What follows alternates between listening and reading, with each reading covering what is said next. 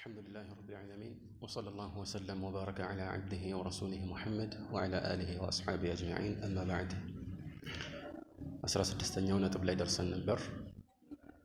قال حفظه الله المعقد السادس عشر توقير مجالس العلم وإجلال أوعيته 16ኛው አንኳር ነጥብ ደግሞ የዕልም ገበታን ወይም እውቀት የሚገበይበትን ቦታና መስክ ማላቅ እንደዚሁም የእውቀት መከማቻ የሆኑ ዑለማዎችን ብሎም መጽሐፍትንም ጭምር ማክበር ማለት ነው። ስለዚህ ከእውቀት ጋር የተገናኙ ነገሮች ሁሉ የምናልቃቸው የሆኑ ይገባል ማለት ነው። قال فمجالس العلماء كمجالس الأنبياء የዑለማዎች መጅሊስ ዑለማዎች ቁጭ ብለው የሚያስተምሩባቸው መጅሊሶች ልክ ነቢያት እንደሚያስተምሩባቸው መጅሊሶች ናቸው። ያው በደረጃ ነቢያት ላይ መድረስ የሚችል ማንም እንደሌለ የታወቀ ነው።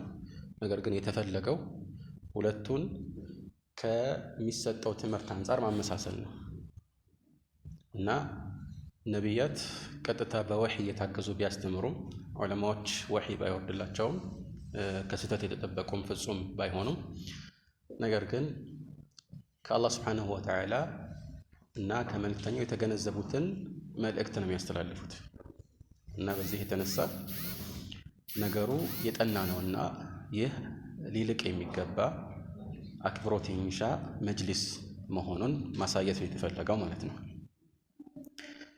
قال سهل بن عبد الله التستري የተባሉት ያው ትልቁ ዓሊም እና ዓቢድ ከሰለፎች አንዱ የሆኑት እኚህ ስብዕና ምን ይላሉ? من أراد أن ينظر إلى مجالس الأنبياء فلينظر إلى مجالس العلماء የነቢያትን የማስተማሪያ መድረክ ወይም መጅሊስ ማየት የፈለገ ሰው የዑለማዎችን የማስተማሪያ መድረክ ይመልከታሉ። ያኒ እንዴት እንደሆነ የሚያሳይ ነጸብራቅ ይሆናል ማለት ነው። ከምን አንጻር እንደሆነ ደግሞ እሳቸው ራሳቸው እዚህ ላይ ያብራራሉ። ምን አሉ? يجيء الرجل فيقول يا فلان أي شيء تقول في رجل حلف على امرأته بكذا وكذا የሆነ ሰው ለምሳሌ ጥያቄ ለመጠየቅ ይመጣና እከሌ ሆይ ብሎ ዓሊሙን ይጠይቀዋል እና አንድ ሰው በፍቺ የማለ ከሆነ ማለት ነው። حلف على امرأته ማለት በተለይ በድሮ ጊዜ በጣም የተለመደ የመሐላ አይነት ነው። አሁንም ድረስ ብዙ ሰዎች ይጠቀሙበታል።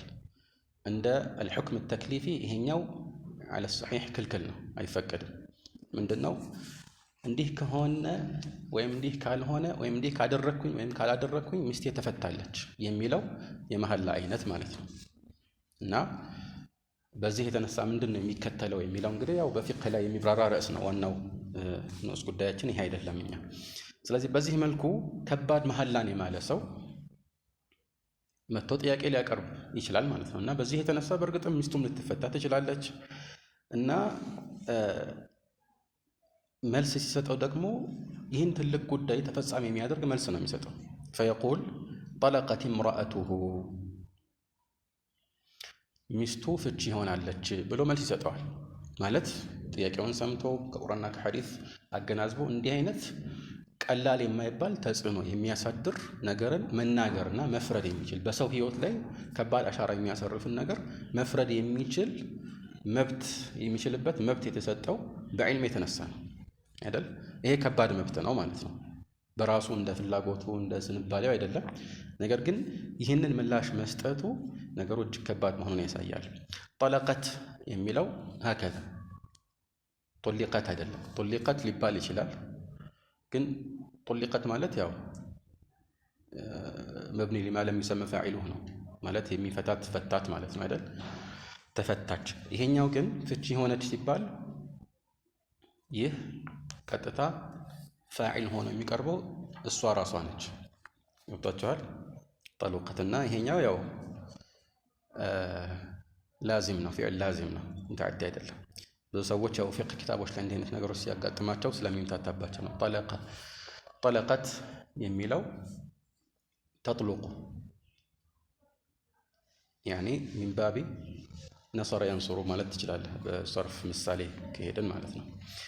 ሌላ አነባበብ ወይም ደግሞ የቋንቋ ህግ አለው። ሁለቱም ያኔ አይኑል ፊዕል ፊል ማዲ ወል ሙዳሪዕ መድሙም ሊሆን ይችላል። ያኔ ጠሉቀት ተጥሉቁ ማለት ይቻላል ማለት ነው። ልክ እንደዚህ ዐተቀ የሚባለውም ብዙ ጊዜ ሰዎችን ወይም ተማሪዎችን ሲያምታታ ይታያል።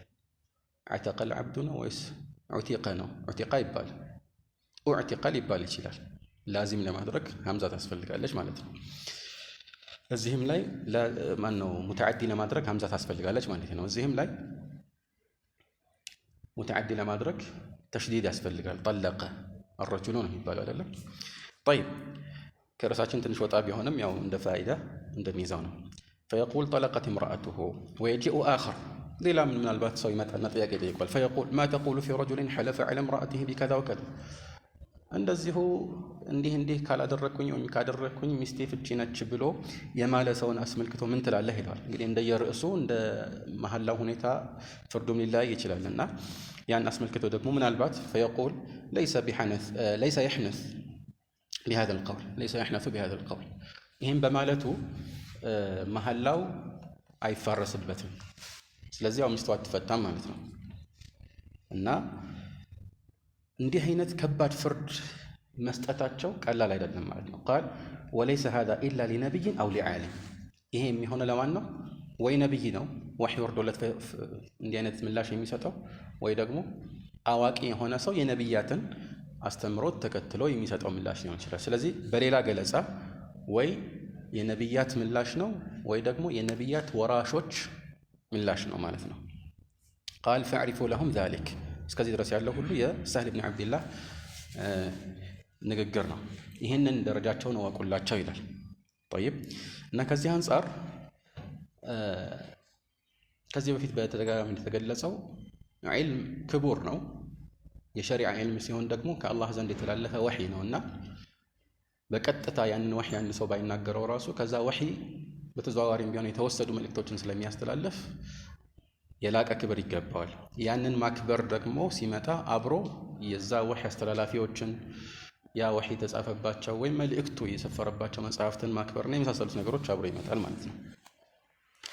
يقول فعلى طالب العلم أن يعرف لمجالس العلم حقها، علم የሚፈልግ ማንኛውም ሰው ላይ የዕልም ገበታዎችን መብታቸውን ወይም ደግሞ የሚገባቸውን ክብር ሊያውቅ ይገባል ማለት ነው። ይሄ ወሳኝ ነገር ነው። طيب فيجلس فيها جلسة الأدب، የአደብ አቀማመጥን መቀመጥ ለምሳሌ ይገባዋል ማለት ነው። እዚህ ላይ እንግዲህ ተፍሪዕን ለማመለከት የገባች ነች ማለት ነው። እና ዝርዝር ምሳሌዎች ካስፈለጉ አቀማመጡ ራሱ የአደብ አቀማመጥ መሆን አለበት። ጂልሳ ቢከስሪል ጂም ያው ሃይአን የሚያመላክት እንደሆነ ታውቃላችሁ። የስርዓት የስነ ምግባር አቀማመጥ መቀመጥ አለበት። ያኒ ስልቹነትን ለምሳሌ የሚያንጸባርቅ አቀማመጥ ወይም ደግሞ ትኩረት እንደማይሰጥ የሚያሳይ አቀማመጥ መቀመጥ የለበትም ማለት ነው። طيب ለምሳሌ ያለ አግባብ ተደግፎ ለምሳሌ እግሩን ዘርግቶ ባለፈው እንዳልነው ሲቀመጥ ያኒ ለዚህ ያለውን ክብር የገለጸ አይደለም። ታውቃላችሁ። እና ይሄንን ማየት የሚያስፈልግ ነገር ነው። ስርዓትን ከመጠበቅ አንፃር የሆነ ሐላልና ሐራም የሚለውን አስበን እንደ አንዳንድ ወጣቶች ምን ደሊል አለው ብለን መጠየቃችን ነገሩ ከመሰረቱ እንዳልገባን የሚያሳይ ነው የሚሆነው። አንዳንድ ችኩል ወጣቶች ለምሳሌ ምን ደሊል አለ? ምንም ማስረጃ የለውም። መደገፍ እንደሚቻል የሚያሳይ ብዙ ማስረጃ አለ፣ ይሄ ማስረጃ አለ፣ ይሄን የሚከለክል ነገር የለም። ነገሩ እኮ በሸሪዓ ይሄ ሐላልና ሐራም ነው እየተባለ አይደለም። ዑለማዎች ስነ ምግባር ያስፈልጋል ሲሉ ይህ ስነ ምግባር የሚገነባው በአብዛኛው ሁኔታዎች ላይ በተለምዶና በሰዎች መልካም ስምምነት ላይ ነው፣ ልማድ ላይ ነው ማለት ነው። ገብቷል? ይሄ የታወቀ ነገር ነው እና ማዕሩፍ የሚባለው ነገር በተለምዶ ሰዎች ዘንድ ይሄ ጥሩ ነው ተብሎ ወይም ስርዓት ነው ተብሎ የሚመደበው ነገር ወሳኝነት አለ። ብዙ የሸሪዓ ርዕሶች ላይ ያለ ገደብ በሰዎች ዑርፍ ወይም ልማዳዊ አፈጻጸም ላይ የሚንጠለጠሉ ህግጋት አሉ። ያኒ ለሚስትህ የምትሰጠው ወጪ ሊሆን ይችላል። ለምሳሌ ወይም ከዛም ውጭ ሰዎች ሌሎችን ማክበር ዝምድናን መቀጠል ሲባል ለምሳሌ ምን ያህል ነው ዝምድናን መቀጠል ምን ስታደርግ ነው ቀጠልከው የሚባለው ይሄን ስታደርግ ቀጠልክ ይሄን ሳታደርግ አልቀጠልክም የሚል መመሪያ የለም ይሄ ሁሉ ወደ ዑርፍ የሚመለስ ነው ልክ እንደዚሁ ማላቅና ማክበርም ከዚህ ጋር የተያያዘ ነው እና አንድ ሰው ለምሳሌ መስጂድ ቁጭ ብሎ ወይም ሌላም ቦታ አጠገቡ ቁርአን ሙስሐፍ ካለ ወደሱ እግሩን መዘርጋቱ ተገቢ አይደለም የሚል የዑለማዎች ምክር ሲሰማ ምንድነው ማስረጃው ደሊሉ ብሎ ይጠይቃል አልገባህም አንተ ማስረጃውማ በተለምዶ ሰዎች ዘንድ ከማላቅና ከማክበር ጋር የሚጻረር ተግባርን ከፈጸምክ ያው ይሄ ነው እንግዲህ ወሳኝነት የሚኖረው ማለት ነው እንደሚታወቀው በሸሪዓችን በቋንቋም ይሁን በሸሪዓ ማብራሪያዎችም ላይ ይሁን ገደቡ ያልተገለጸ ማንኛውም ነገር የሚገደበው በተለምዶ ነው ሰዎች ዘንድ ይሄኛው ቃል ስያሜ ውስጥ የሚካተት ነገር ሁሉ ፍርዱን ተከትሎ ይሄዳል ማለት ነው ግልጽ ነው አይደለም ይሄ ብዙ ምሳሌዎች አሉት ለምሳሌ ሒርዝ በሸሪዓችን ምንድነው ቢባል ሒርዝ ማለት አንድ ሰው በይዞታው ያስቀመጠው ነገርን ሌባ መጥቶ ቢሰርቀው ይዞታ የሚባለው እንግዲህ ሒርዝ ነው ሌባ መጥቶ ቢሰርቀው እጅ ይቆረጣል ምናምን የሚባሉ ነገሮች አሉ ሌሎች መስፈርቶችም መሟላት በርግጥ ይኖርባቸዋል እና በዚህ ጊዜ ሒርዝ የሚባለው ምንድነው መቼ የት ተስቀምጠው ነው ሒርዝ ውስጥ በይዞታ ውስጥ ተቀምጧል የሚባለው ይሄ በተለምዶ የሚወሰን ነገር ነው ይህ ደግሞ ከጊዜ ከቦታ ቦታ ሊለያይም ይችላል ግልጽ ነው እና ይህንን ማወቅ ያስፈልጋል وذلك قال الناظم وكل ما أتى ولم يحدد بالشرع كالحرز فبالعرف حدوده ይሄ ከታወቀ ማክበር ማላቅ ወይም ተቃራኒው እንደዚሁ በዑርፍ ወይም ደግሞ በተለምዶ የሚገደብ ነገር ሊሆን ይችላል ስለዚህ እግርህን ወደ ቁርአን አጠገብህ እስከሆነ ድረስ አትዘርጋ ሲባል ማስረጃ መጠየቅ ያስፈልጋል በዑርፍ ይሄ ተገቢ እንዳልሆነ የታወቀ ነገር ነውና ማለት ነው ያ ደግሞ የአላህን ህግጋት የሱ ንግግር ያለበትን ሙስሐፍ ወይም መሰል ነገሮችን ሁሉ ለማላቅ ምን ያህል ዝግጁ እንደሆነ ከምትፈተንበት ነገር ነው ذلك ومن يعظم شعائر الله فإنها من تقوى القلوب يا الله ይፋ የሆኑ ህግጋትን የሚያከብር ይሄ ከልብ ተቅዋ የሚመነጭ ነው ስለዚህ ፈተና ነው ማለት ነው طيب يقول فيجلس فيها جلسة الأدب ويصغي إلى الشيخ ناظرا إليه እንደዚሁም አስተማሪው በሚያስተምርበት ጊዜ እሱን እያየ ማዳመጥ አለበት ኢስጋ የሚባለው ነገር ያው እንደምታውቁት ማዳመጥ ነው መስማት ብቻ አይደለም በመስማትና በማዳመጥ መካከል ልዩነት እንዳለ ሁላችሁም ታውቃላችሁ ማዳመጥ ትኩረት ያስፈልጋል ማለት ነው ስለዚህ ኢስጋ ሲያደርግ ትኩረት ሰጥቶ ያዳምጣል ማለት ነው ይህን ሲያደርግ ደግሞ ናዚራን ኢለይህ እሱን እያየ መሆን አለበት ማለት አይኑን ሙሉ ለሙሉ ሳይነቀላ ማለት አይደለም የሚፈለግበት ግን ወሬ እንዳያይ ማለት ነው ለምሳሌ ወደ ግራ ወደ ቀኝ እያየ ወይ ደግሞ የሆነ ነገር በተሰማ ቁጥር ድምጽ ኮሽ ባለ ቁጥር ወደዛ እየዞረ ከሆነ ትኩረቱን እየሰጠ እንዳልሆነ ያሳያል እና ይሄ ደግሞ ለሚያስተምረው ሰው ሞራል ራሱ ተገቢ አይደለም طيب يقول ويصغي الى الشيخ ناظرا اليه فلا يلتفت عنه من غير ضروره ከሌለ በስተቀር ከሱ ማለት ማዳመጥን በሚያሳይ መልኩ ወደ ሼኹ ከመመልከት ወደ ሌላ መዞር የለበትም ነው የሚሉት قال ولا يضطرب لضجة يسمعها እንደዚሁ ለሆነ የሚሰማው ድምጽ ብሎ መርበትበት የለበትም ወይም ደግሞ ወደዛ ትኩረቱን ማድረግ የለበትም አንዳንድ ጊዜ ድምጽ ሲሰማ ሰዎች ግር ብለው ወደዚያ ድምጽ ይዞራሉ ወይ ተነስተውም ሊሄዱም ይችላሉ ሰሃቦችን አላህ Subhanahu Wa Ta'ala በሆነ አጋጣሚ የገሰጻቸው በዚህ የተነሳ ነው መልእክተኛው አለይሂ ሰላቱ ወሰለም ቆሞ ኹጥባ የሚያደርጉበት ጊዜ መጀመሪያ አካባቢ እነሱ ስርዓቱን በደንብ በትምህርት ደረጃ አላወቁም ነበርና ያኔ የንግድ ቅፍለት ሲመጣ እሳቸውን ትተው የተወሰኑት ወጡ ጥቂቶች ቀሩ ያልወጡ አሉ ቅርብ ሰሃቦች ለምሳሌ ይሄን ጉዳይ የሚያውቁ ሰዎች ያንን ትኩረት ሳይሰጡት ረሱላህ ሰለላሁ ዐለይሂ የሚናገሩትን ለማዳመጥ እዛው ቆይ አላህ ደግሞ ምን አላቸው ሲወቅሳቸው وإذا رأوا تجارة أو لهوا انفضوا إليه شفت وتركوك قائما أنتن قومه سالته አላቸው እና ያ ነገር ያው ከዛ በኋላ አልተደገመ ማለት ነውና ከዚህም እኛም ትምህርት እንወስዳለን ማለት ነውና ይሄንን ነገር ትኩረት ሰጥተው ተማሪዎቻቸውን ስርዓት የሚያስይዙ የሚገስጹ ብዙ አስተማሪዎች ነበሩ፣ ከድሮም ጀምሮ ማለት ነው። አንዳንድ አስተማሪዎች ተማሪዎች ትኩረት ማድረግ ከሚገባቸው ነገር ውጭ ወደ ሌላ ትኩረታቸው ተስቦ ካዩ ተቆጥተው ማስተማሩን ትተው ወደሚገቡበት ይገቡ ነበር። የዚህ ኪታብ አዘጋጅ አንድ ጊዜ ሲናገሩ እንደሰማሁት ሼክ አብዱላህ ብን ሑመይድ ይመስለኛል። ሼክ አብዱላህ ብን ሑመይድ ያው ከሞቱ ቆይተዋል። ከፊፈል በሰር ናቸው፣ እሳቸው አያዩም፣ አይነ ስውር ናቸው እና ወይም ነበሩ። የሆነ ጊዜ እሳቸው በሚያስተምሩበት ጊዜ ድሮ ነው እንግዲህ ቴክኖሎጂ በደንብ ሳያድግ በፊትና በቀራ ያኒ ላም መጣች እዛ ወደ መስጂዱ አካባቢ ማለት ነው። እና ብዙ ተማሪዎች በዚህ ጊዜ ትኩረታቸው ወደዚህ እንደተሳበ ገባቸው። አያዩም፣ ግን ከሚሰሙት ድምፅ አንጻር ይሄ ነገር ተገለጸላቸው ማለት ነው። ለእነሱ እዛ አካባቢ በተለይ አዲስ ሊሆን ይችላል። በዚህ ጊዜ ተነስተው ወጡ። ያኔ እነሱን ትምህርት ለመስጠትና እንዳይደገማቸው ለማድረግ ማለት ነው። طيب يقول ولا يعبث بيديه أو رجليه በእጁ ወይም በእግሩ እጁና እግሩን እየነካካ መጫወትም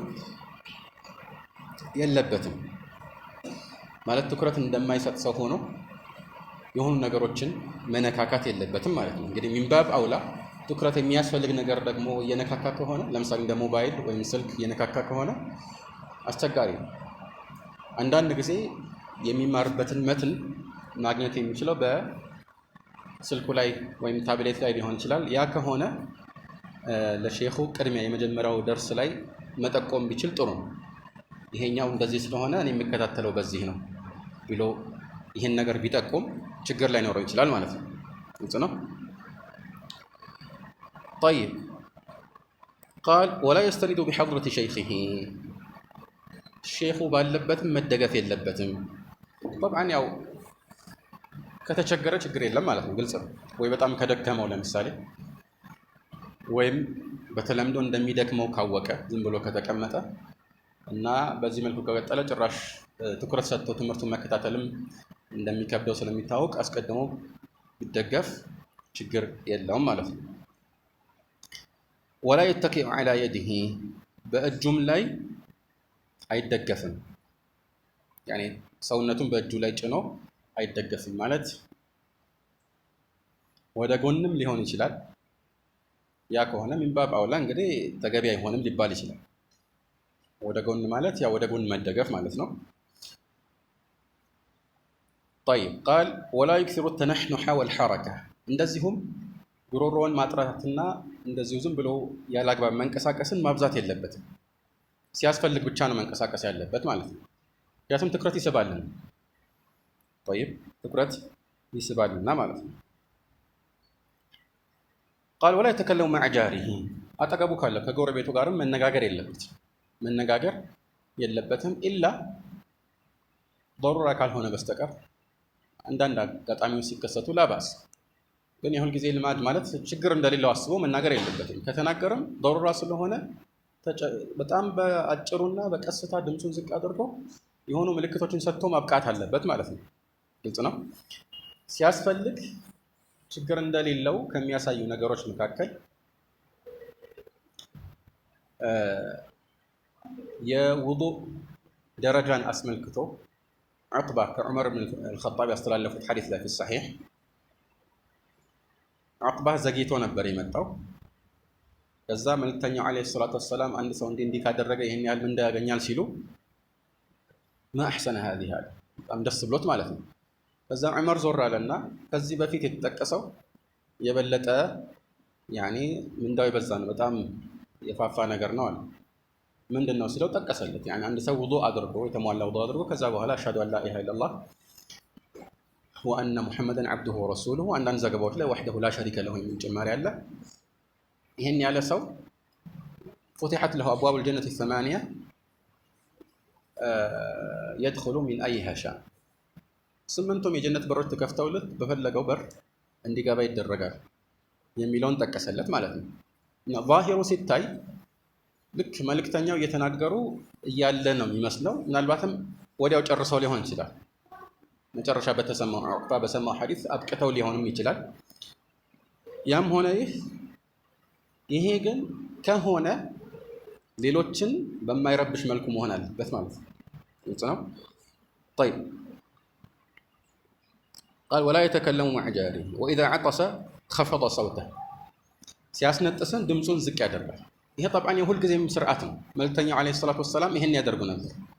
ግልጽ ነው። አንዳንድ ሰው ሲያስነጥስ ድምጹ ከፍ ያለ ነው ሳይወድ ቢሆን ጥሩ ነበር። አንዳንድ ጊዜ እንደዛ ሊሆን ይችላል። ግን አንዳንድ ጊዜ በቃችን አጋጣሚ ተጠቅሞ ጎረቤት የሚረብሽ አለ አይደል? ያ ተገቢ አይደለም። በተቻለ አቅም ድምጽ ዝቅ ማድረግ ነው። ያው ሌላው ስርዓት እንደሚታወቀው አፍንና አፍንጫን መሸፈን ነው። ይሄ ሁሉ በሐዲስ የመጣ ነው። ያኒ የዛሬ ሰዎች ወይም ሐኪሞች የነገሩን አይደለም። ድሮ መልእክተኛው አለይሂ ሰላቱ ወሰላም ያስተማሩን ስርዓት ነው ማለት ነው። طيب واذا تثاءب ستر فمه بعد رده جهده እንደዚሁም ሲያዛጋው ወይም ሲያፋሽግ ይባላል መሰለኝ በሌላ አማርኛ ستر فمه አፉን መሸፈን አለበት بعد رده جهده እስከሚችለው ድረስ ለመመለስ ከመጣር በኋላ ማለት ነው። ይሄም ያው ሐዲስ ላይ የመጣ ስርዓት ነው። አንድ ሰው ሲያዛጋው በተቻለ አቅም فليقضي ما استطاع እንዳሉት መልእክተኛ እስከሚችለው ድረስ ምን ያድርግ? አፉን ይዝጋው፣ አለማዛጋት አለበት ማለት ነው። ተሸንፎ ከሆነስ አፉን ይሸፍን፣ ቢያንስ አፉን ይሸፍን ይላሉ። ስለዚህ ይህም መሆን ያለበት ስርዓት ነው። ይሄ የሁል ጊዜ ስርዓት ነው። የዕልም መጅሊስ ወይም ገበታ ላይ ሲሆን ደግሞ ይበልጥ ትኩረት የሚሰጠው ይሆናል ማለት ነው። قال وينضم إلى توقير مجالس العلم إجلال أوعيته التي يحفظ فيها የዕልም ማዕድን ወይም የዕልም ገበታን ከማክበር ውስጥ የሚካተቱ ወይም ወደዛ የሚጠጉና ተመሳሳይ ፍርድ ከሚሰጣቸው ነገሮች መካከል አንዱ ምንድነው? ኢጅላሉ አውዕየቲሂ የዕልም ማስቀመጫ መያዣ ማጠራቀሚያ የሆኑትን ነገሮችን ምን ማድረግ? ማክበር ማለት ነው። التي يحفظ فيها ዕልም የሚጠበቅባቸው የሚቀመጥባቸው ነገሮችን ማክበር ምንድናቸው እነዚህ? قال وعمادها الكتب ዋና መሰረቱ መጽሐፍ ነው። ያኒ መጽሐፍ ዕልሞች እንዲጠበቁባቸው አላህ መጽሐፍትን ዕልሞች እንዲጠበቁባቸው አላህ Subhanahu Wa Ta'ala አድርጓቸው። ይሄ አንድ ትልቅ አያ من آيات الله عز وجل። ለዚህ አላህ Subhanahu Wa Ta'ala ይሄንን መጽሐፍን አስመልክቶ እንደ ትልቅ ጸጋ ቆጥሮታል አይደል? እና ከዚህ አንፃር የዕልም መጽሐፍትን ማክበር ተገቢ ነው ማለት ነው። እንግዲህ የዕልም መጽሐፍ ሲባል ስለ ቁርአን እያወራን አይደል? ምክንያቱም ዕልም ያው በዋነኝነት ቁርአን ውስጥ ነው ያለው። ነገር ግን ይሄ ምንም ማብራሪያ የማያስፈልገው ሁሉም ዘንድ የታወቀ እውነታ ስለሆነ ነው። ግልጽ ነው። ቁርአን ሙስሊሞች በአጠቃላይ ያኒ ጣሊብ العلم ያልሆኑ ተራ ሙስሊሞችም ራሱ የሚያልቁት ነገር ነው። ዋናው ያው በውስጡ ያለውን ነገር መስራት ከመሆኑ ጋር ግን ለሙስሐፍ ያላቸው ከበሬታ ተገቢ የሆነ ከበሬታ ነው። ትልቅ ነገር ነው። ነገር ግን ብዙ ሰዎች ከዚህ ውጭ የሆኑ መጽሐፍትን ይሄን ያህል ቦታ አይሰጧቸው። ያኒ መከበር እንዳለባቸው ላያስቡ ይችላሉ ማለት ነው። يقول وعمادها ايش الكتب فاللائق بطالب العلم يعني لطالب العلم የሚገባው እና ለሱ ደረጃ የሚመጥ ነው የተሻለው ምን ማድረግ ነው? ሰውኑ ኪታቢህ ይሄን መጽሐፉን መጠበቅ አለበት ማለት ማንኛውም ስርዓትን ከሚያጓድል ነገር መጠበቅ አለበት። የግድ ዝርዝር አያስፈልገውም። የተወሰኑ ምሳሌዎችን ይሰጡናል።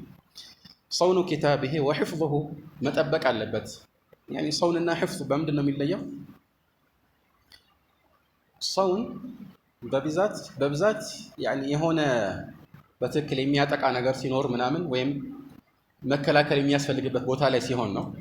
ሕፍዝ ሲባል ግን የሁል ጊዜ ተግባር ነው። ኖረም አልኖረ አስቀድመህ ጥንቃቄ ማድረግህንም ሊያመላክት ይችላል ማለት ነው፣ ካገባቡ አንፃር ማለት ነው። ወኢጅላሉሁ ማላቁም እንደዚሁ ወልኢዕቲናኡ ቢሂ ትኩረት መስጠትም። ስለዚህ ምን ማለት ነው? ለምሳሌ ይህንን መጽሐፍ አያያዝን ራሱ ማሳመር አለበት። ቶሎ እንዳያረጅበት የሆነ ጥንቃቄ ማድረግ ካለበት ያንን እርምጃ መውሰድም ተገቢ ሊሆን ይችላል። እንደዚሁ መጽሐፉ ላይ አስፈላጊ የሆኑ ነጥቦች ካልሆነ በስተቀር ሌላ ጭማሪን አለመጻፍ። ያኔ ትምህርት በሚማርበት ጊዜ የሆኑ ቃላትን ትርጉም ሊሆን ይችላል ወይም ደግሞ መልእክቶችን ወሳኝ የሆኑ መልእክቶችን ከዚያ ጋር ተያያዥ የሆኑ ተጨማሪ ቅርንጫፎችን የመሳሰሉት ነገሮችን በተሻለ ሁኔታ በቆንጆ እና በማይረብሽ መጽሐፉን ገጽታውን በማያበላሽ አጻጻፍ ሊጽፍ ይችላል።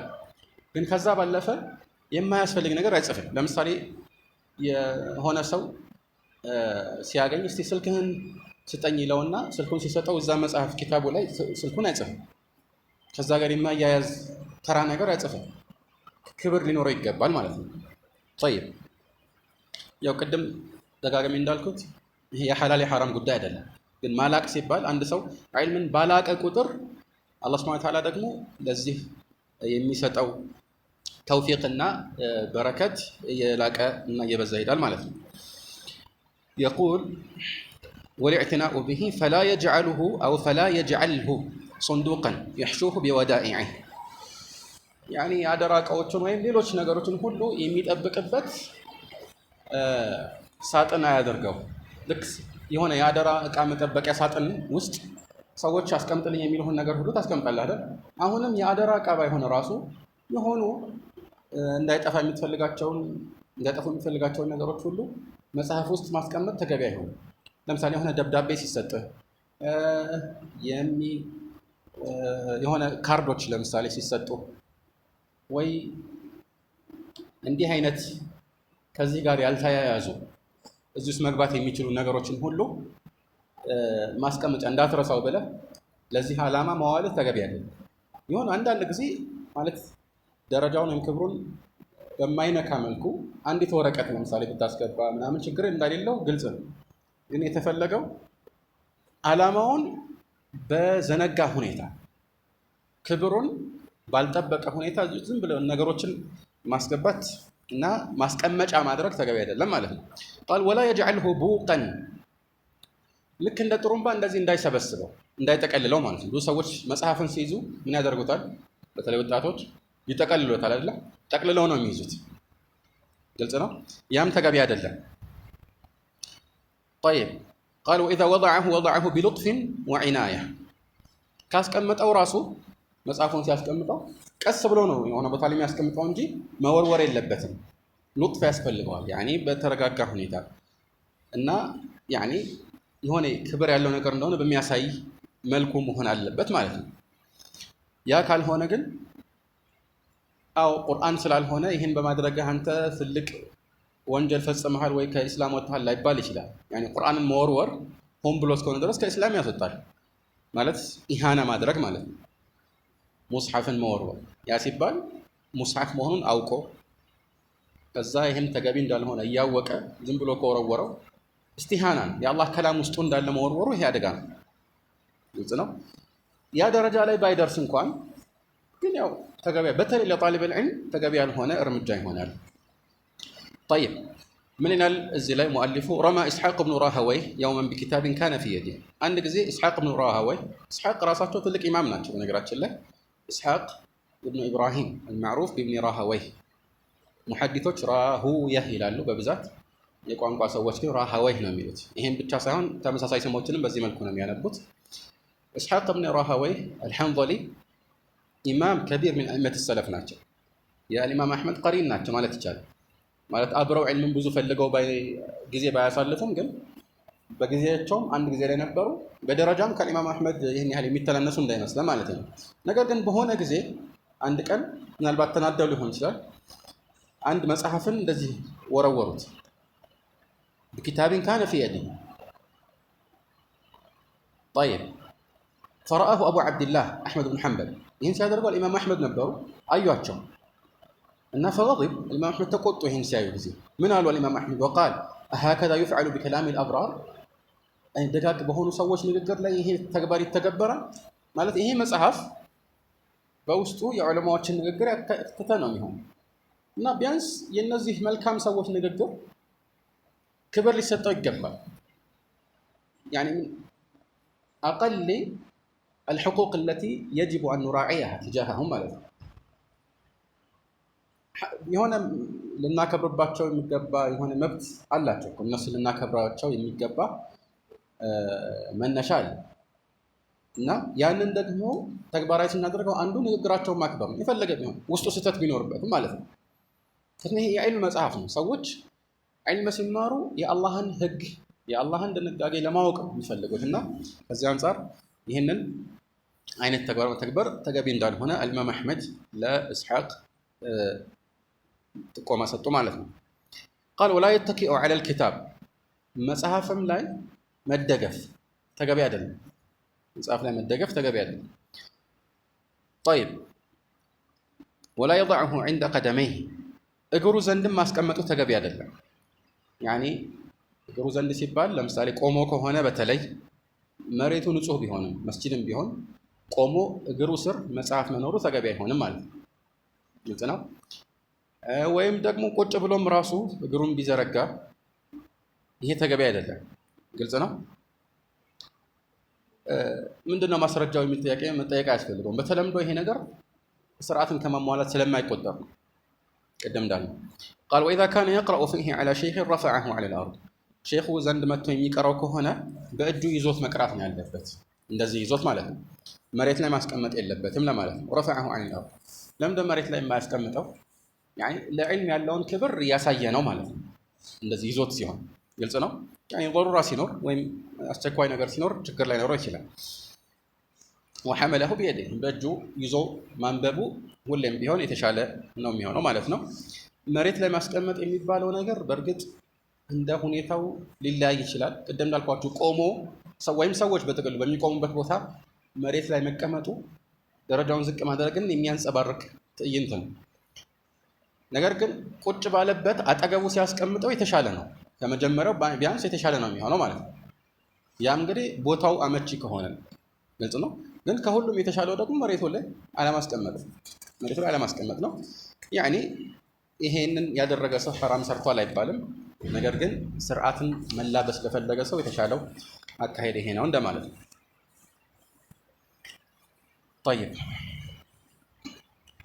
قال حفظه الله المعقد السابع عشر 17ኛው አንኳር ነጥብ ማለት ነው። الذب عن العلم والذود عن حياضه ከዕልም መከላከል ማለት የዕልምን ክብር ሰዎች ሲያጎድፉ ያ እንዳይሆን መከላከል ሊሆን ይችላል። ግን ከዚህም ውጭ ሌሎች መገለጫዎች እንዳሉት በምሳሌ ወደፊት የምናየው ነው።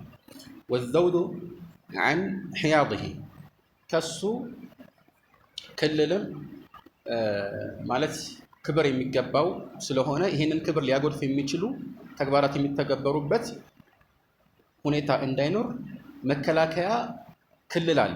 ከዛ ክልል ታልፎ እንዳይመጣ ይከላከላል ማለት ነው። طيب قال إن للعلم حرمة وافرة علم እንደሚታወቀው እንግዲህ የገዘፈና የበዛ ክብር አለ። توجب الانتصار له ይህ ሑርማ ክብሩ ለሱ ተብሎ እንቲሳር ማድረግን ግዴታ የሚያደርግ ለዕልም መቆርቆርና ማድረግ ያለብህን ማድረግ እርምጃ መውሰድም ካለብህ መውሰድ ይኖርብሃል ማለት ነው። ይሄ ነው እንቲሳር ሲባል የሚፈለገው። طيب إذا تعرض لجنابه እና ለክብሩ ሰዎች ይሄን ለመንካት ሲቀርቡ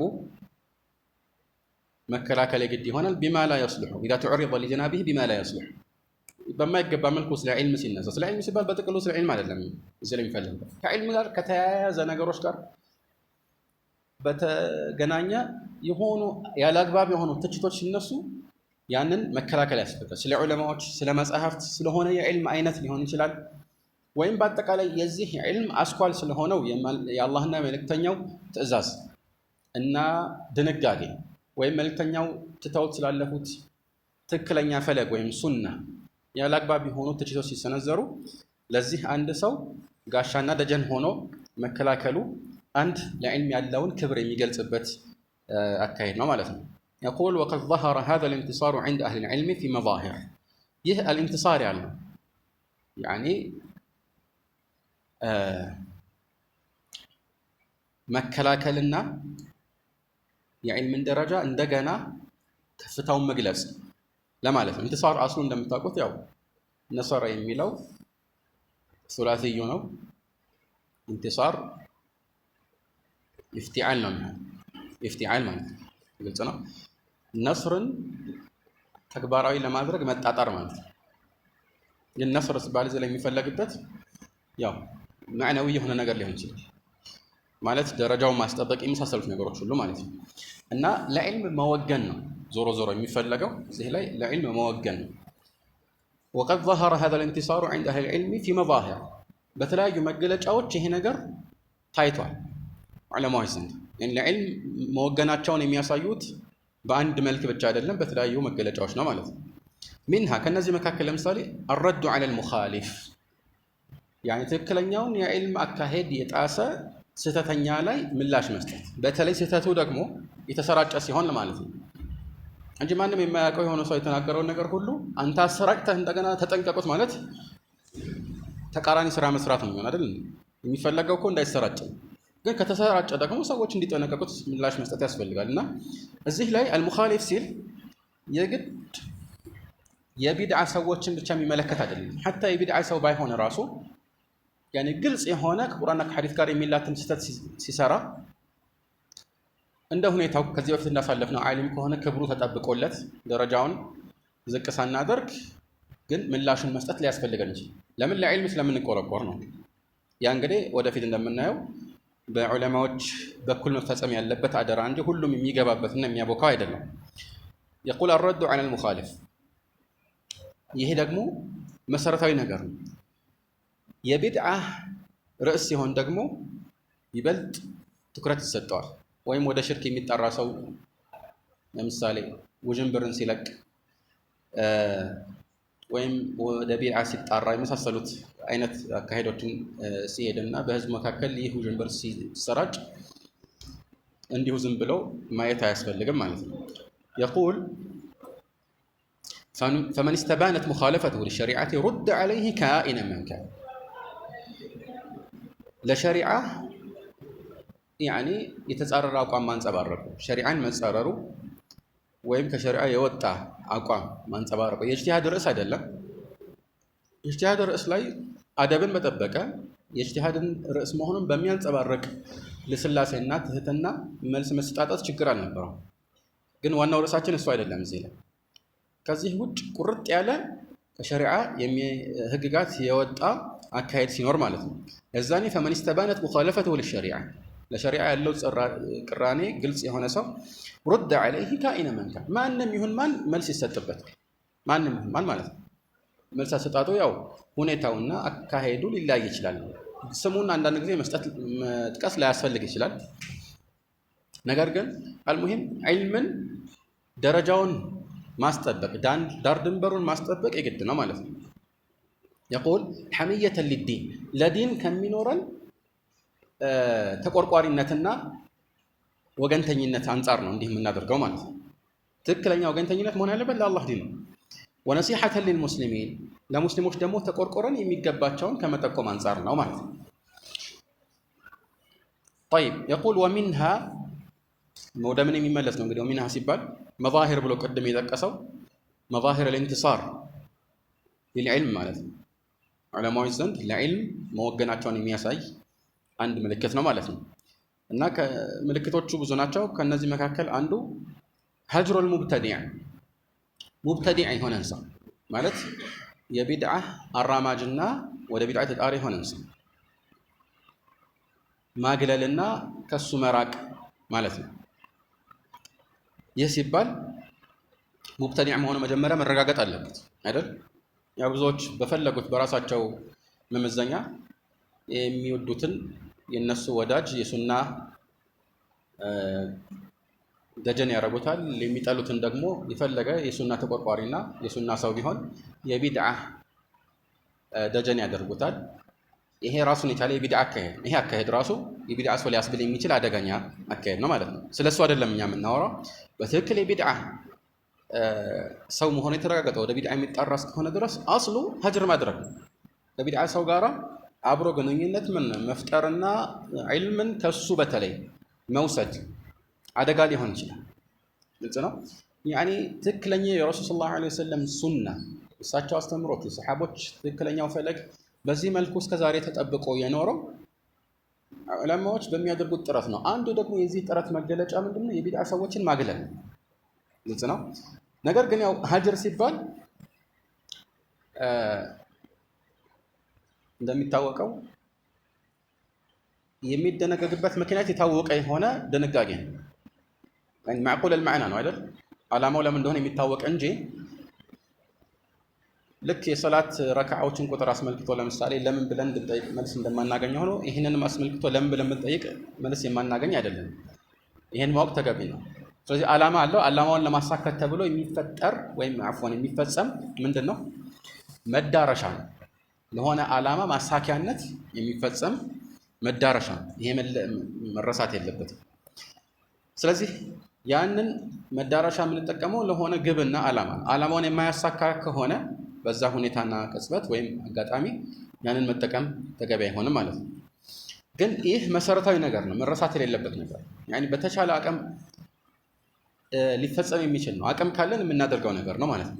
يقول هجر المبتدع يقول ذكره أبو يعلى الفراء إجماعا القاضي أبو يعلى ይሄንን ኢጅማዕ ወይም ዑለማዎች ሙሉ ስምምነት አድርገው ነው የጠቀሱት ነው። طبعا እሳቸው ብቻ ሳይሆኑ ይሄ የሁሉም ዑለማዎች ስምምነት እንደሆነ ያጠቀሱ በጣም ብዙ ናቸው። ኢጅማዕ ብለው የጠቀሱት ራሳቸው ማለት ነው። ግልጽ ነው። يعني البغوي ابن عبد البر ابن قدامة ከዛም በፊት አቡ ዑስማን الصابوني ሌሎችም ይሄንን የሁሉም ዑለማዎች ስምምነት አድርገው ጠቅሰውታል። طيب አሁን እዚህ ላይ ይህን የምንጠቅስበት ምክንያት ምንድነው? አንድ ሰው ዕውቀት ፈላጊ ከሆነ ይህን ዕውቀትን ከሚበክልበት ነገር መራቅ ያስፈልጋል ማለት ነው።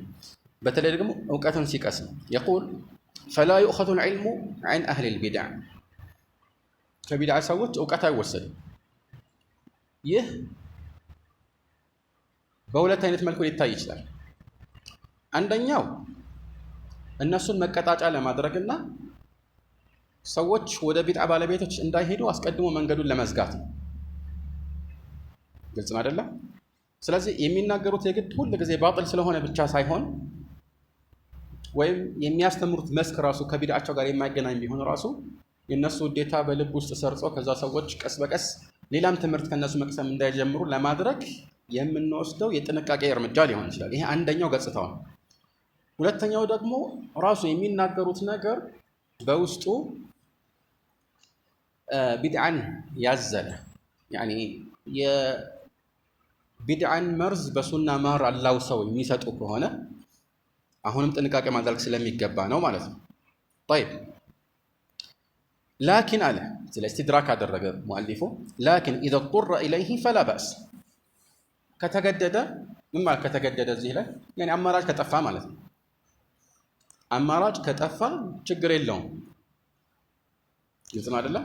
ይሄንን ቅድም የጠቀስነውን ክልከላዎችን ያስተላለፉ ታላቅ ዑለማዎች ራሱ ይጠቅሱታል፣ ብዙዎች ይጠቅሱታል። አጋጣሚ ሲጠፋ ምንም ማድረግ አይቻልም። ለምሳሌ ሸይኽ الإسلام ابن تيمية فإذا تعذر إقامة الواجبات إلا بمن فيه بدعة مضرتها أخف من مضرة ترك ذلك الواجب عند سو يعني واجب الجهاد والعلم هنا راس تقسمه يعني لفظنا عم بدن بسلات زاق الجوبت على استوصون قل عندي هنا قالات نسنزر فإذا تعذر إقامة الواجبات من الجهاد والعلم إلا بمن فيه بدعة مضرتها أقل من مضرة ترك ذلك الواجب عند سو يعني ይህንን የሸሪዓ ግዴታዎችን ጂሃድን ማድረግ ሊሆን ይችላል፣ ዒልምን መማርና ማስተማር ግዴታ የሆነ አንድ የሸሪዓ መገለጫ ነው። ይህንና መሰል ነገሮችን ለማድረግ አቅም ከጠፋና አንድ ሰው ይህን ማድረግ የሚችለው የግድ የቢድዓ ሰዎችን አሳትፎ ሲሆን የዛ ቢድዓ ጉዳት ደግሞ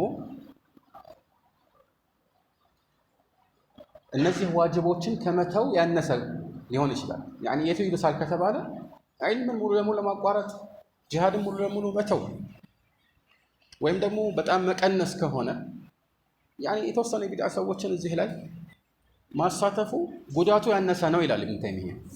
ግልጽ ነው አይደል? ይሄንን ማስተዋል ያስፈልጋል እና ይህም አንድ ዑለማዎች የሚጠቅሱት ነገር ነው ማለት ነው። يقول كما في الرواية عنهم لدى المحدثين የሐዲስ ሊቃውንት ዘንድ ከቢድዓ ሰዎች ምን ያደርጋሉ? አንዳንድ ጊዜ ሐዲስን ይዘግባሉ አይደል? ያ እንግዲህ ታማኝ መሆናቸው ከተረጋገጠ ነው። የቢድዓ ሰው ሆኖ ታማኝ ያልሆነ ከሆነ ሐታ የሱና ሰው ነኝ ቢልም ከሱ አንቀበልም፣ ሐዲስን አንዘግብም። ይሄ የታወቀ ነገር ነው። ነገር ግን የቢድዓ ሰው ሆኖ ነገር ግን የሚያስተላልፈው ነገር ላይ ውሸትን የማይቀላቀል ከሆነ ለምሳሌ ድሮዎቹ ኸዋሪጆች ከዛ በኋላ ያመጡት እንኳን አስተማማኝ አይደለም። መጀመሪያ አካባቢ የነበሩት ኸዋሪጆች ውሸት እነሱ ጋር ትልቅ ወንጀል ነው። ትልቅ ወንጀል ደግሞ ከእስላም ያስወጣል። ስለዚህ ይዋሻሉ ተብሎ አይጠረጠርም። በልማድም ሲታዩ ውሸት ብዙ የተሞከረባቸው የሚተገኝባቸው ላይሆኑ ይችላሉ። ያ ሲሆን ከእንዲህ አይነት ሰዎች ሐዲስን መዘገብ እንችላለን። ግልጽ ነው። ለዚህ ነው ኢማም አሕመድ አንድ ጊዜ ምን አሉ? ለው ተረክና ሪዋየተ عن القدرية لتركناها عن أكثر أهل البصرة ቀደሪ ከሆነ ሰው ምንም አይነት ሐዲስ አናስተላልፍም ብንል ኖሮ ከአብዛኛዎቹ የበስራ ሰዎች ሐዲስ አንዘግብም አናወራም ነበር አሉ። ለምን? አብዛኛዎቹ በዚህ ሹብሃ ውስጥ ገብቷል። ያው ቀደርያ ሲባል እንግዲህ ከእስላሙ ለምን የሚያስወጣው ደረጃ ላይ ያልደረሰ ማለት ነው። እና ሁኔታዎችን ያዩ ነበር። ሐታ በሰለፎች ጊዜ እንደዛ ጠንካራና በጣም ጽኑ አቋም የነበራቸው ሰለፎች ከቦታ ቦታ ይህ ህግ ሊለይ እንደሚችልም እነሱ ራሳቸው ያውቃሉ ማለት ነው። ከቦታ ቦታ ሊለይ እንደሚችል እነሱ ራሳቸው ያውቃሉ፣ ይናገራሉ። ግልጽ ነው።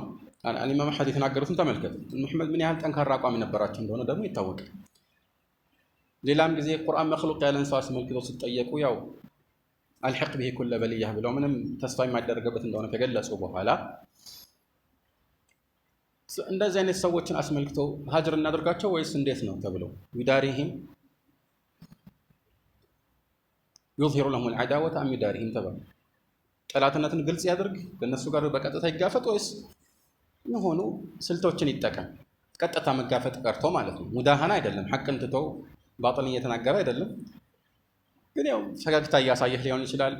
ያኒ ከዲን አንፃር የማይጎዱ ዱንያንም የማይጎዱ ዱንያን ቢጎዱ እንኳን ችግር የሌለ ማለት ነው። ሙዳሃና አይደለም ይሄ ሙዳራት ወልሙዳራት ሚን አኽላቅ አልሙእሚኒን ሙዳሃና ነው የተከለከለው። እና እንዴት ይሻላል ሲላቸው ምን አሉ? አህሉ ኹራሳን ላ የቀውነ ቢሂም፣ የኹራሳን ሰዎች ከሆኑ አይችሏቸውም። ስለዚህ በዛን ጊዜ እንኳን ከቦታ ቦታ ይለያዩ የኹራሳን ሰዎች ከሆኑ ያኔ ቀጥታ ከነሱ ጋር መጋፈጥ አይችሉም አሉ። ለምን? ጀህሚያዎች ያኔ በስተዋል እዛ አካባቢ። ተግባባን። ስለዚህ ይህንን ቁም ነገር ማወቅ ያስፈልጋል። طيب يقول طبعا محدثዎች ከቢድዓ ሰዎች አያወሩም የሚለው ወይም ደግሞ ያወራሉ የሚለው በጥቅሉ አይደለም። አንደኛ፣ ሁለተኛ ደግሞ ውዝግብም አለበት። አንዳንድ ዑለማዎች ከቢድዓ ሰዎች ምንም ነገር አናወራም እስከማለት ደርሰው ነበር። ግልጽ ነው። አብዛኛዎቹ ግን የመረጡት አቋም ወደ ቢድዓው የሚጣራ እስካልሆነ ድረስ ችግር የለም የሚለውን። አንዳንዶቹ ደግሞ አይ ቢድዓውን የሚደግፍ ዘገባ እስካላስተላለፈ ድረስ እንቀበለዋለን ያሉም አሉ። እንግዲህ ታማኝ መሆናቸው መሰረታዊ መስፈርት እንደሆነ ሊታወቅ ይገባል። አልሙሂም አብዛኛዎቹ ዑለማዎች ይህን ስለተናገሩ ነው። አጋጣሚ ሲጠፋ የግድ መቀበል ሊኖርብህ ይችላልና ማለት ነው። طيب ومنها يعني ለዕልም ከመወገን ከሚመደቡ መገለጫዎች አንዱ زجر المتعلم إذا تعدى في بحثه ተማሪ ያኒ ጥያቄ ሲጠይቅና ለሆነ ጥናት ለምሳሌ ከሼኹ ጋር አብሮ ሲወያይ ድንበር ካለፈ ወይም ስርዓትን ከጣሰ እሱን መገሰጽ ማለት ነው። إذا تعدى في بحثه أو ظهر منه لدد أو سوء أدب ወይም ደግሞ ችክ ማለት ከተንጸባረቀበት። ችክ ማለት ሁሌም ቢሆን የሚጠላ ተግባር አይደለም። መልእክተኛው ዓለይሂ ሰላቱ ወሰላም ከማ ፊ ሰሒሕ ምንድን ነው ያሉት? ኢነ አብገደ አልሪጃል ኢለላህ አልአለዱል ኸሲም፣ አልአለዱል ኸሲም። ስለዚህ ይሄ ለደድ የሚባለው ችክ ብለው በክርክር ላይ ረጅም መንገድ መጓዝና መጨቃጨቅ፣ ግልጽ ነው። የፈለገ ማስረጃ ብታመጣለት ራሱ የማይቀበልበት ደረጃ ላይ እስኪደርስ ድረስ ችክ ማለት ይሄ في الحقيقة መገሰጽ የሚያስፈልገው ተግባር ነው። አው ሱኡ አደብ ወይም ደግሞ ስርዓትን የሚያጓድል መጥፎ መገለጫ ከተንጸባረቀበትም እንደዚሁ ሊገሰጽ ይገባዋል ማለት ነው። ይህ ሲፈጸም እንግዲህ እንደ ሁኔታው ይለያያል። ያኒ አስተማሪው የሚጠቀምበት ስልት እንደ ሰውየው ሁኔታ፣ እንደ ደረጃው፣ እንዳለበት ጊዜ ሊለያይ ይችላል። ግልጽ ነው። በቃል ደረጃ ሊገስጸው ይችላል፣ ወይም ጭራሽ ሁለተኛ እኔ ጋር እንዳትመጣ ብሎ ሊያባርረው ይችላል። ብዙ ሁኔታዎች አሉ እና ከዚህ በፊት እንዳልነው አንድ ሰው ዓሊምን ሲጠይቅ ስርዓት ባለው መልኩ የማይጠይቅ ከሆነ ወይም ደግሞ ችክ የሚል ከሆነ ዒልሙን እንዳያገኝ ምክንያት ይሆንበታል። ማግኘት የሚችለውን ዒልም እንዲያጣ ምክንያት ሊሆንበት ስለሚችል መጠንቀቅ አለበት ማለት ነው። يقول وإن احتاج المعلم إلى إخراج المتعلم من مجلسه زجرا له فليفعل. አስተማሪ ይሄ ተማሪን ከዚያ ከዒልም ገበታ ማስወጣትም ካስፈለገው ያድርገዋል። ለምን? ዘጅረን ለሁ ያኒ መገሰጫ ነው። ለራሱ ብቻ አይደለም፣ ለሰውየው ብቻ ሳይሆን ለሌሎችም መገሰጫና መቀጣጫ ይሆናልና ማለት ነው። አስፈላጊ ሲሆን እንዲህ አይነት እርምጃዎችም ይወሰዳሉ። قال كما كان يفعله شعبة مع عفان بن مسلم في درسه. يعني عفان بن مسلم ያው ትልቅ ዓሊም ናቸው። ነገር ግን ሹዕባ አንዳንድ ጊዜ የዓፋን ጥያቄ አቀራረብና ክርክር ደስ ሳይላቸው ሲቀር ይሄን ሊያደርጉ ይችላሉ ማለት ነው። طيب طبعا ይሄ ብዙ ምሳሌዎች ያሉት ነገር ነው። በዚህ መልኩ ሰዎች ሲከራከሩ ያለ አግባብ ደግሞ ዒልምን በሚያረክስ ቃና ሲናገሩ እና በመሳሰሉት ሁኔታዎች ላይ እርምጃ ሊወሰድ ይችላል። ይሄ ያለ ነገር ነው። በዘመናችን ያሉ ብዙ ዑለማዎችም እንዲህ አይነት ተግባራትን ያደርጉ ነበር። ያኒ ከታላላቅ ዑለማዎች መካከል ይህንን በተደጋጋሚ ያደረጉ እንዳሉ ይነገራል። አንዳንድ የተቀረጹ ካሴቶች ወይም ድምጾች ላይም ይሄን ነገር ሰምተናል። طيب يقول وقد يزجر المتعلم بعدم الإقبال عليه. ምናልባት ይህ የሚማረው ሰው ሙሉ ትኩረቱን ሰጥቶ ወደ ሼኹ ባለመዞሩ ወይም እውቀትን በሚቀስምበት ገበታ ላይ ሙሉ ትኩረቱን እውቀቱ ላይ ባለማድረጉ የተነሳ ሊገሰጽና ሊመከር ይችላል። እና አንዱ ምክንያት ይሄን ሊሆን ይችላል። وقد يزجر المتعلم بعدم الإقبال عليه وترك إجابته. እንዲሁም አንድ ከሚገሰጽበት መንገዶች ከሚገሰጹባቸው መንገዶች መካከል ምላሽ አለመስጠት ነው። بعدم الإقبال عليه የሚለው عفوا አስተማሪው የሚፈጽመው መገሰጫ ነው። ያኒ ተማሪው ሲጠይቅ ለምሳሌ መልስ አለመስጠት ማለት ነው። ዝግት ማድረግም አንዳንድ ጊዜ መፍትሄ ሊሆን ይችላል እንደማለት ሊሆን ይችላል። ምን ማለት ነው? ያኒ ያለ አግባብ ጥያቄ ከጠየቀ ወይ ደግሞ ስርዓት ባጣ ቃና ከተናገረ ዝም ማለት አንዳንዴ መፍትሄ ሊሆን ይችላል አይደል? بعدم الإقبال عليه وترك إجابته. ይሄ ድሮም በመልእክተኛው ዓለይሂ ሰላቱ ወሰላም ዘመን ይደረግ እሳቸው ያደርጉት የነበረ ነገር ነው። ሰሐቦችም እንደሚያደርጉት አንዳንድ ዘገባዎች ማየት ይቻላል። ከዛም በኋላ የመጡ አንዳንድ ዑለማዎች ይህን ያደርጉ ነበር። አንዳንድ ጊዜ የማያስፈልግ ነገር ከሆነ ለክርክርም በር ለመክፈት መተው ይሻላል። በተለይ ስርዓት ያጣ ሰው ከሆነ አንዳንድ ጊዜ ዝምታ መልስ ሊሆን ይችላል። يقول وترك إجابته فالسكوت جواب. ዝምታም አንዳንዴ መልስ ይሆናል አይደል? ዝምታ መልስ ሊሆን ይችላል ማለት ነው።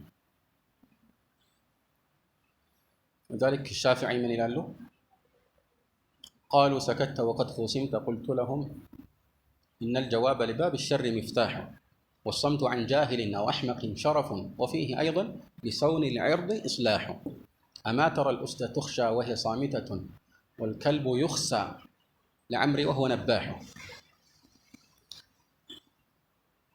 ሰዎች ያው እንዲህ የተከራከሩ ዝም አልካቸው ተብዬ ተወቀስኩኝ አሉ። ኢነል ጀዋብ ለባብ ሸሪ መፍታህ መልስ መስጠት በእንዲህ አይነት ሁኔታ ላይ ማለታቸው ነው። መልስ መስጠት ለሸር በር የሚከፍት ነው አሉ። የሸር በር ከፋች ቁልፍ ነው። ካላዋቂ ሰው ራስን መቆጠብ እና ዝም ማለት ወሰምቱ عن جاهل او احمق ወይም ሞኝ ከሆነ ሰው ጋር መከራከር አያስፈልግም። ዝምታ በእንዲህ አይነት ቦታ ላይ ምንድን ነው አሉ? ሸረፍ ነው። وفيه ايضا لصون العرض اصلاح ማን ነው ክብረ ስብዕናንም ለመጠበቅ ይሄ የተሻለ የሆነ ማስተካከያ ይሆናል ማለት ነው። አንበሶችን አትመለከቱም ወይ? ዝም ብለው ሳለ ሌሎች ይፈሯቸዋል። ነገር ግን ውሻ በተቃራኒው በጣም እየጮኸ ማንም አይፈራውም። ከልቡ ይኽሳ ያኒ ኢኽሳ ተብለው ሰው ዝም በል እያለ ሰው እንትን ያደርገዋል ማለት ነው። ቦታም ራሱ አይሰጠውም። ጩኸቱን አንድም ሰው ቦታ አይሰጠውም ማለት ግልጽ ነው። ስለዚህ ንግግር መቆጠቡ ራሱን የቻለ አንድ ተገቢ ነገር ነው። በተለይ እንዲህ አይነት አላግባብ ነገሮች ሲፈጠር አስፈላጊ ከሆነ እንደ ሁኔታው ነው። ቅርብ ሰው ከሆነ አደብ እንዲኖረው መምከር ሊያስፈልግ ይችላል። ወይ ዝምታው ራሱ የሚገባው ከሆነ ጥሩ ነው። የማይገባው ከሆነ ንግግር ያው ዝምታ ነው የተሻለና የመጨረሻው አማራጭ የሚሆነው ማለት ነው። قاله الأعمش سليمان بن مهران እንግዲህ ይህን ንግግር ተናግረዋል ማለት ነው።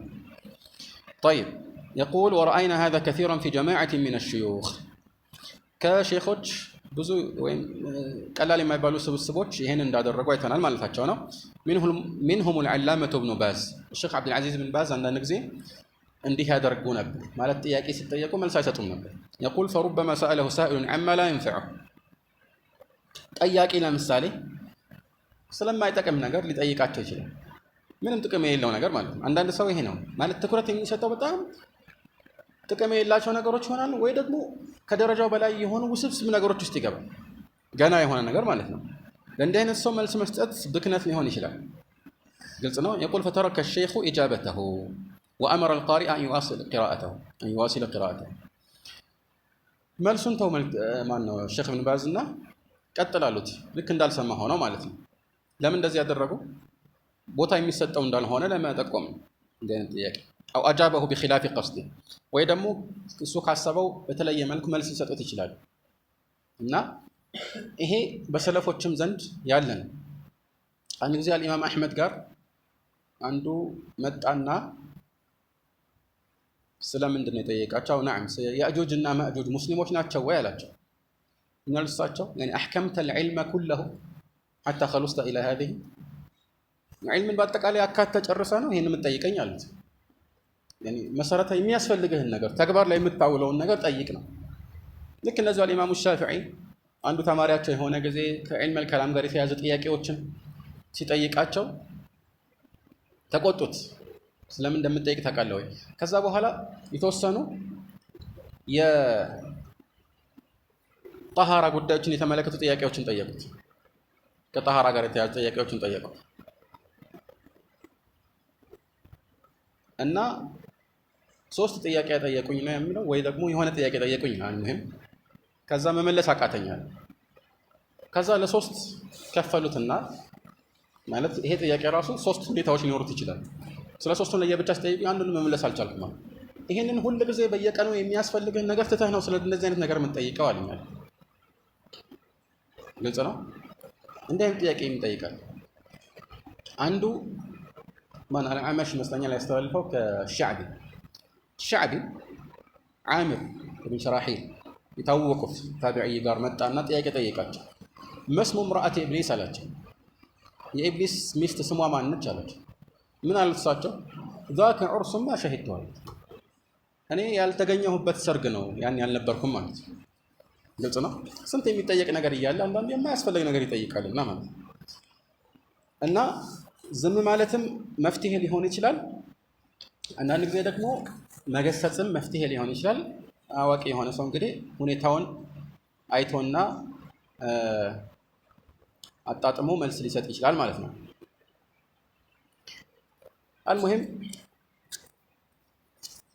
ከጥያቄ ጋር በተያያዘ ደግሞ ኢንሻአላህ የሚቀጥለው ርዕስ ላይ ሙአሊፉ የሚያስቀምጡት መርሆ ይኖራል። ያንን ኢንሻአላህ ሰፋ ባለ መልኩ በሚቀጥለው የምናይ ሊሆን ይችላል አላህ ካለ። هذا والله اعلم وصلى الله على محمد واله واصحابه اجمعين